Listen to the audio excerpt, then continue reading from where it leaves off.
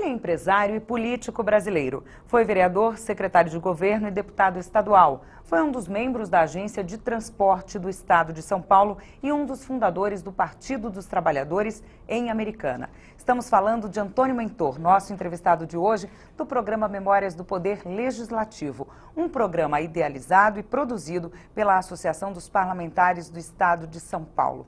Muito obrigada pela participação do senhor aqui com a gente no nosso programa. Alegria para mim poder prestar aqui esse testemunho para a Assembleia Legislativa de São Paulo. Então vamos contar toda a sua história, né, deputado? Queria que o senhor começasse falando sobre a ida para o interior. O senhor é nascido em São Paulo? Nasci aqui em São Paulo e aos 17 anos, quando ingressei na faculdade em Rio Claro, hoje Unesp, naquela época no Instituto Isolado da Universidade de São Paulo, fui fazer o curso de Ciências Sociais e sempre gostei do interior. Na minha infância também tinha tido algumas passagens pelo interior e tinha essa paixão. Tinha parentes no interior, viajava a passeio?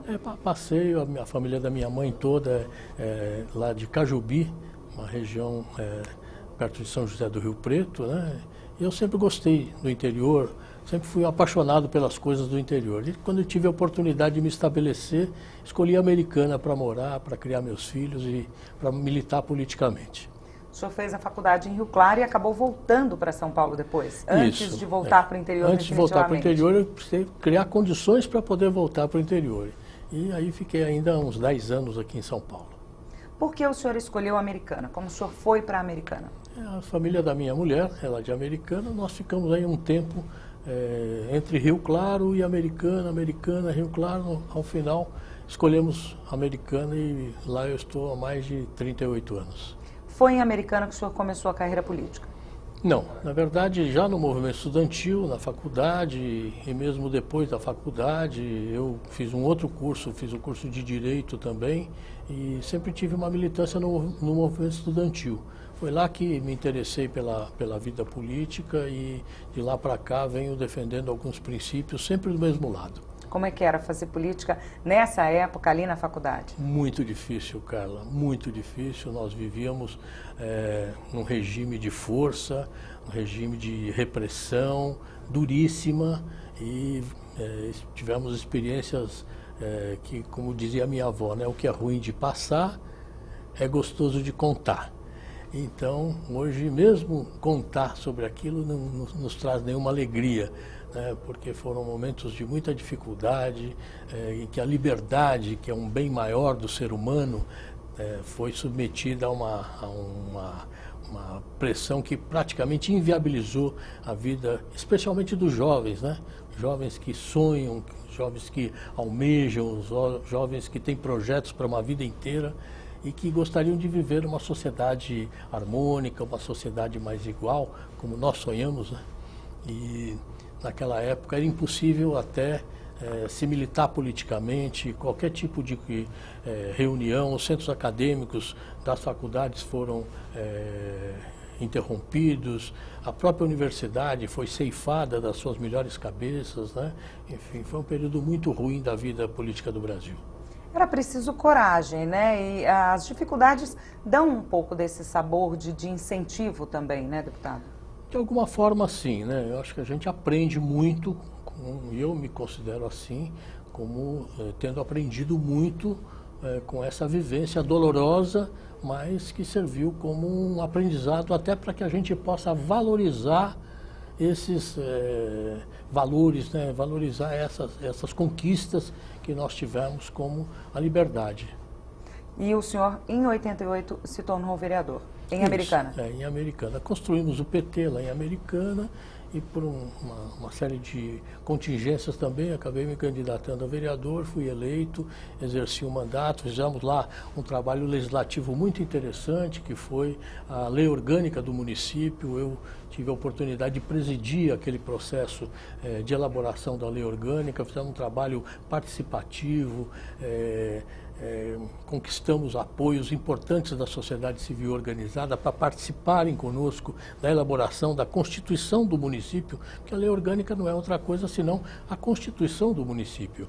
E nós provocamos a sociedade com convidando para participar, convidando para trazer suas opiniões. Fizemos um grande movimento que originou a lei orgânica do município de Americana a partir do nada. Havia vários modelos enlatados, propostas da SUSEPAM, proposta da OAB já mais ou menos estabeleciam um modelo de lei orgânica. Nós abolimos tudo isso, fizemos um modelo próprio da Americana, do zero, e houve uma grande participação da população nesse movimento. É uma coisa que me agrada muito, saber de que eu participei e que eu talvez tenha sido aí o grande incentivador dessa participação popular.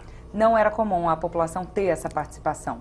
Não era, ao contrário, né? Nós estávamos em 1988, recém-saídos do movimento fechado, né? Do sistema, do regime fechado. E a sociedade não tinha hábito de participar da vida política, né? O Partido dos Trabalhadores tinha 8 anos de vida apenas. Nós tínhamos acabado de sair do regime militar, não existiam partidos políticos organizados como o PT, enfim. Eu creio que aquele momento foi um momento mágico que garantiu uma experiência nova para uma sociedade acostumada ao ostracismo, ficar quieta, não participar. E aquilo talvez tenha provocado em Americana um sentimento muito importante de participação, de vibração com a vida política da cidade. Deputado, importantíssima a participação da população. Como é que vocês fizeram para trazer, para chamar a atenção das pessoas? Olha, nós fizemos através de correspondência. Nós escrevemos um modelo de uma convocação, e nesse modelo de convocação já vinha com porte pago, o porte postal pago para o retorno dessas correspondências, com as anotações, espaços para as pessoas darem as suas ideias, darem as suas sugestões, e fizemos grupos de estudo que depois, a partir dessas correspondências, do retorno dessas correspondências, nós fomos chamar novamente as pessoas, fizemos grupos de estudo, de debate, e aí foi evoluindo até que construímos a finalização e a sistematização da Lei Orgânica de Americana. Foi interessante, o convite chegou pelo correio, pelo correio, não havia outro meio, de se fazer isso. Nós tínhamos que fazer através do único veículo, não existia internet naquela época ainda, né? Então nós tínhamos que usar... Hoje as pessoas convocam por rede social, né? Hoje é tudo muito mais fácil, mais rápido, né? Mas naquele tempo, apesar de mais moroso, o processo foi muito rico e foi muito interessante, uma experiência que eu guardo com grande alegria. Dá para perceber. E depois o senhor se tornou secretário de governo? Isso. Aí, depois de algum tempo, nós tivemos lá uma figura extraordinária, um prefeito eleito, reeleito, 4 vezes administrou a cidade Americana, e ele me convidou para participar do seu governo como secretário de governo. E também foi uma experiência maravilhosa, riquíssima. Aprendi muito, muito, muito com um homem que tinha uma capacidade de elaboração política fenomenal. Chamava-se Valdemar Tebaldi, um médico que era um sonhador. Fez coisas em Americana que, àquela época, e antes ele já havia sido prefeito antes, veja, em 1981, 82, ele projetou uma estação de tratamento de esgoto na cidade Americana. Ninguém falava de tratar esgoto. Ele fez uma PPP. Em 81. E ele fez uma PPP sem saber o que era uma PPP. Não existia nada formulado sobre o PPP, e ele se entendeu com a indústria local e conseguiu construir os emissários para essa estação de tratamento de esgoto através de um convênio com a iniciativa privada. Ele fez um hospital municipal, ele começou a construir casas em sistema de mutirão quando ninguém falava sobre isso. Era um visionário. Um visionário, uma pessoa extraordinária, por quem eu tenho uma memória muito, muito interessante. Já nos deixou, mas deixou também uma história de vida que impressiona muitos. Quais as histórias que mais marcaram quando o senhor era secretário de governo? Olha, as decisões que ele tomava e que a gente cumpria, né? Eu me lembro que, uma ocasião, ele construiu um reservatório de água, e para poder atender o bairro para onde ele destinava essa água, era preciso passar com um duto por baixo da Via Anhanguera, que já estava privatizada, já era concessão da Autoban. E a Autoban queria cobrar para que a gente passasse com essa tubulação. Ele falou, não, pago um tostão e vou fazer de qualquer jeito. E mando parar a rodovia para passar com a água para o bairro. Aí, vamos, se é isso que você quer que faça, nós vamos fazer. Né? E aí começamos a obra, aí a Autoban veio imediatamente e falou, não, ninguém vai cobrar nada não, vamos fazer assim, vamos ajudar a fazer. Então coisas desse tipo, né? Medidas muito corajosas de definição dos postura interesses. De quem realmente quer fazer. Do interesse, porque aquela não era o interesse pessoal dele. O que ele ganhou com a água que foi para a Praia Azul? Nada. O que ganhou a população da Praia Azul? Muito. Então, essas definições que tinham esse caráter de interesse social mesmo é que marcaram muito a passagem dele pela minha vida e pela vida da cidade americana. Foram 4 anos, deputado? Foram 4 anos desta gestão, né? Depois eu vim para cá, para a Assembleia. No Como meio é que dessa foi gestão, essa história e essa mudança? Foi muito interessante, viu? Foi uma passagem da minha vida também muito importante. Ele também nessa época me orientou bastante e eu cheguei aqui inspirado por figuras que eu considero são grandes baluartes da política paulista. Uma delas que eu quero mencionar aqui, porque participou como deputado estadual constituinte, foi o hoje deputado federal José Mentor, meu irmão, e que, sem dúvida, foi uma fonte de grande inspiração para os meus 4 mandatos aqui na Assembleia Legislativa, além de Clara Ante, além de Geraldo Siqueira, além de Tonico Ramos, que é uma figura extraordinária, que hoje é o grande incentivador da Associação dos Deputados Estaduais do Estado de São Paulo. Então, figuras como essa que me inspiraram e fizeram que eu me empolgasse muito com os 4 mandatos que eu exerci aqui na Assembleia Legislativa. Como é que foi esse trabalho aqui, deputado? Vamos contar um pouquinho dos projetos, dos desafios, dessa transição interior-capital, né? Mas sem deixar o interior, né, deputado? Uhum. Eu tinha um hábito, viu, Carla, de viajar todos os dias. Eu estava em Americana todos os dias pela manhã e depois da hora do almoço vinha para cá, para São Paulo, cumprir minhas obrigações aqui na Assembleia. Quanto tempo de viagem? Fiz os 4 mandatos, 1h30. Mas eu fazia questão de estar lá para atender a minha região, para atender as pessoas que me trouxeram para cá, né? Foram eles que claro, me escolheram como candidato a deputado na época. Então eu tinha esse compromisso e eu cumpri fielmente. Todos os dias eu vinha para cá, para São Paulo, cumprir minhas obrigações, mas na parte da manhã eu atendia no meu escritório lá em Americana, não apenas Americana, Santa Bárbara, Nova Odessa, Paulínia, Cosmópolis, toda a nossa região, Limeira, Iracemápolis, enfim. Todas as cidades ali próximas. As cidades do entorno, eram mais ou menos 40 cidades com as quais a gente tinha uma relação mais íntima e que eu fazia questão de ficar disponível lá mesmo. Era importante que a gente ficasse mais próximo da população. O prefeito, para vir para São Paulo, não tem problema, ele vem. O vereador que quiser conversar com a gente também vem. Agora, a população, o homem comum, o trabalhador, o empresário, ele já tem uma certa dificuldade. Então, foi importantíssimo, do meu ponto de vista, eu disponibilizar o meu tempo lá onde eu vivia. E como era essa rotina? O senhor atendia as pessoas? Todos os dias. Fazia uma pedidos. agenda das 8 horas da manhã até o meio-dia, eu atendia todos os dias no meu escritório lá em Americana. Evidentemente que, por mais que eu tenha feito, não atendi todos que eu gostaria e todos que gostariam de falar comigo, porque a gente tinha que estabelecer um critério de prioridade, de urgência, de necessidade, enfim. Mas, pelo menos, nós fizemos um gesto, né, que procurou democratizar o exercício do mandato do deputado. O representante tem que estar próximo também da população, né? Até para trazer as reivindicações, democracia as necessidades. É isso, viu, Carla? Né? Democracia é isso, não é só ir lá votar. Né? Democracia, aquele que foi escolhido tem que prestar conta. Aquele que foi escolhido tem que estar disponível. O homem público é o homem do povo.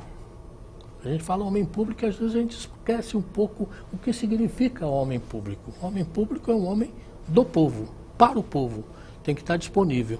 E é isso que eu tentei fazer durante os 4 anos do meu mandato. E trazer para cá as demandas, né? Trazer para cá as demandas que surgiam lá. Projetos de infraestrutura, projetos de saúde, na educação, várias coisas que nós fizemos. O senhor conseguiu grandes feitos nisso, né? Infelizmente. Deputado, para infraestrutura, para... O que o senhor levou para a região? Ah, sim. Fizemos muitas demandas, trouxemos muitas demandas, tanto para o governo do Estado, quanto para o governo federal. Porque não importa que eu era deputado estadual, eu também tinha contatos em Brasília, tinha contatos com o governo federal, especialmente durante os anos do governo do presidente Lula e da presidente Dilma. Eu tinha boas relações com o governo. E aí, me prevalecendo um pouco disso, levei projetos para a nossa região, demandas que foram apresentadas e demandas que eu conhecia.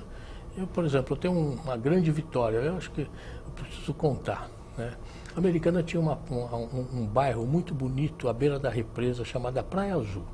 Muito conhecido, iam muitas excursões para lá, acabou ficando muito deteriorado por falta de infraestrutura. No governo municipal, conseguiu instalar ali uma estação de tratamento de esgoto e a coleta de esgoto de toda a região. A gente fala o bairro Praia Azul, mas não é um bairro, são vários bairros. E depois do esgoto era preciso levar o asfalto. E nós fizemos uma grande campanha e conseguimos recursos para asfaltar toda a região da Praia Azul. E isso, para mim, foi uma conquista muito grande, eu gostei muito de ter feito, viu, Carla? Com certeza tiveram muitas, né, deputado? Tiveram várias, mas essas, eu estou colocando assim, um elemento simbólico, né, das coisas que a gente procurou fazer. O que é a Praia Azul? É um bairro da periferia, um bairro que precisava ser visto com outro olhar, não podia ser tratado de forma secundária, precisava ser tratado com um olhar diferente. Hoje, os bairros da Praia Azul tiveram uma evolução altamente positiva depois da instalação do esgoto e do asfalto. Desenvolvimento, né? Desenvolvimento social, desenvolvimento da infraestrutura urbana mesmo, da infraestrutura social, né? O município levou para lá outros benefícios, como postos médicos, que não chegavam lá. O próprio transporte coletivo, que ia até um determinado limite, não atendia toda a região. Enfim, com isso, nós trouxemos um pouco de conforto para aquele povo lutador, trabalhador lá da região.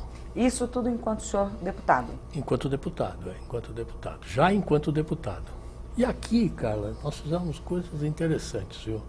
Tinha uma discussão muito grande a respeito do voto do parlamentar.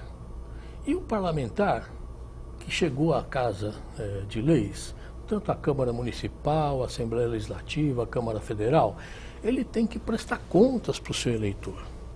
E haviam alguns processos internos aqui da Assembleia e que a votação era secreta. Eu achava isso um absurdo.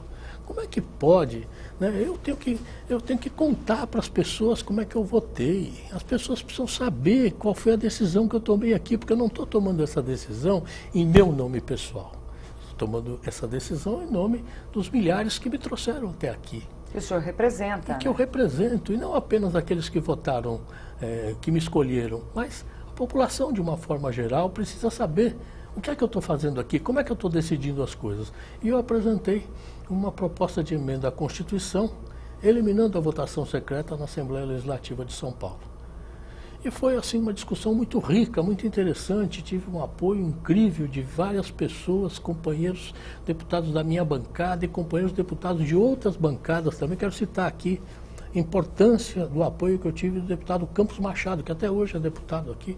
E naquele momento ele falou: mentor, você tem razão, vamos apoiar isso. E o movimento interno cresceu de modo que essa emenda foi aprovada por unanimidade na casa. Então, creio que essa também é uma marca que eu acabei deixando aqui na história da Assembleia Legislativa, que foi imitada depois por várias outras assembleias, câmaras municipais, extinguiram os votos secretos. Na Câmara Federal ainda existem alguns casos de votação secreta que eu acho que precisam ser eliminados também, mas garantiu transparência no exercício do mandato parlamentar. Grande conquista para o eleitor, né? Para o eleitor, para a valorização da política, para a valorização do poder legislativo. Essa é uma das coisas que me agrada muito também ter feito nos meus mandatos aqui como deputado estadual, Carla. Aqui o senhor também foi líder da bancada? Fui líder da bancada do Partido dos Trabalhadores por 2 vezes, 2 anos alternados, né? Mas em 2003 e 2010. Foi também uma experiência maravilhosa, liderar uma bancada altamente qualificada, viu, Carla? A bancada do PT sempre foi, desde as primeiras e depois as subsequentes, todas elas, bancadas muito politizadas, com compromissos muito claros, compromissos políticos, programáticos, compromissos ideológicos, defensores intransigentes, por exemplo. Nós sempre fomos oposição aqui no estado de São Paulo. E uma das obrigações do deputado, Carla, você sabe, é fiscalizar os atos do governo. Fiscalizar os atos das secretarias, das autarquias, enfim. E nós fizemos isso sempre, a bancada fez isso sempre. Eu mesmo tive a oportunidade de presidir a CPI da Eletropaulo, que trouxe resultados que têm reflexos até hoje.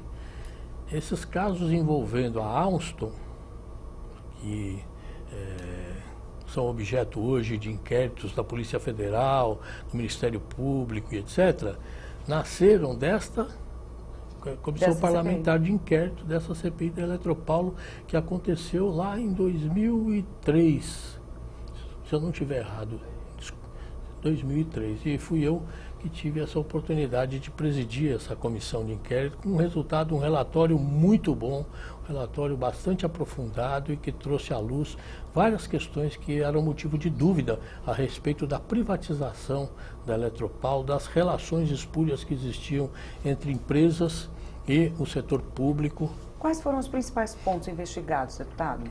Os principais pontos foi a formação do cartel, que resultou na privatização.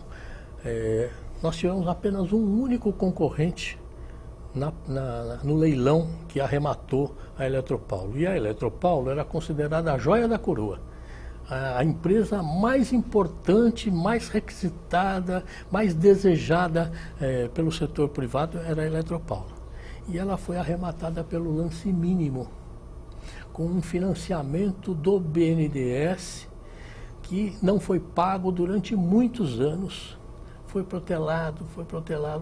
A empresa que comprou a Eletropaulo era uma empresa no papel, não tinha patrimônio nenhum, foi um acerto entre algumas empresas do setor e de fora do setor que constituíram a AES, e a AES arrematou pelo preço mínimo a Eletropaulo. Isso acabou suscitando muitas dúvidas, e evidente, dúvidas fundamentadas, porque como é que pode arrematar pelo lance mínimo uma empresa que era desejadíssima pelo mercado, todos queriam adquirir, e ao final haviam 2 concorrentes e um deles abriu mão de participar do leilão na véspera, por conta de um acordo que foi feito, ofereceram a esse concorrente um benefício no Canadá, enfim, um ajuste de mercado que é inaceitável, né? Inaceitável. E a CPI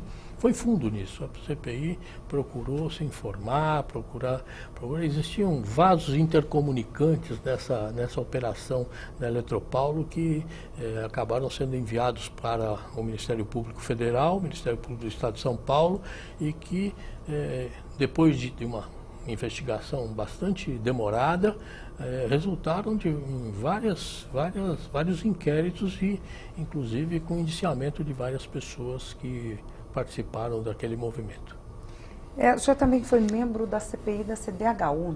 CPI da CDHU, foi também um momento interessante, porque haviam inúmeras denúncias, né, desde o tempo do Gorohama, presidente da CDHU, e depois outras passagens que levavam em conta operações nebulosas feitas pela CDHU na construção de moradia popular, projetos em regime de mutirão que foram implantados no interior do estado de São Paulo, lá na região de Prudente, e esses também foram objeto aí de uma investigação da nossa parte. Nessa CPI eu confesso que o fato de estarmos apenas 2 deputados de oposição nós fomos tragados pela maioria. Essa da CDHU. Essa da CDHU. A da Eletropaulo, ela fluiu melhor, porque tinha uma correlação de forças de um setor um pouco menos dependente do governo com a oposição, que tinha um diálogo, que tinha uma proposta de apuração real de algumas coisas. Evidentemente que a força do governo em meio a uma CPI, Carla, é uma coisa muito grande, muito difícil de superar, né? Nós sabemos disso, mas naquele momento da Eletropaulo nós conseguimos avanços interessantes. Na CDHU eles conseguiram, na verdade, inverter o processo e responsabilizar algumas pequenas prefeituras do interior, coitados, os prefeitos não sabiam nem direito como se defender, e eles inverteram esse processo na ocasião e responsabilizaram esses pobres prefeitos de cidades com 8, 10, 15 mil habitantes por construções de pequenos núcleos habitacionais com 60, 80 unidades de moradia, enfim. Não foi um bom resultado que se teve com a CPI da CDHU. Não foi o que se esperava, não, né, deputado? Não, o que eu gostaria, pelo menos não. A gente vai, no próximo bloco, falar um pouquinho sobre projetos e sobre leis aprovadas. Tá bom, deputado? Continuamos a falar sobre o trabalho do senhor aqui na Assembleia Legislativa. Okay. Agora a gente vai para um rápido intervalo. Não sai daí que a gente volta já já.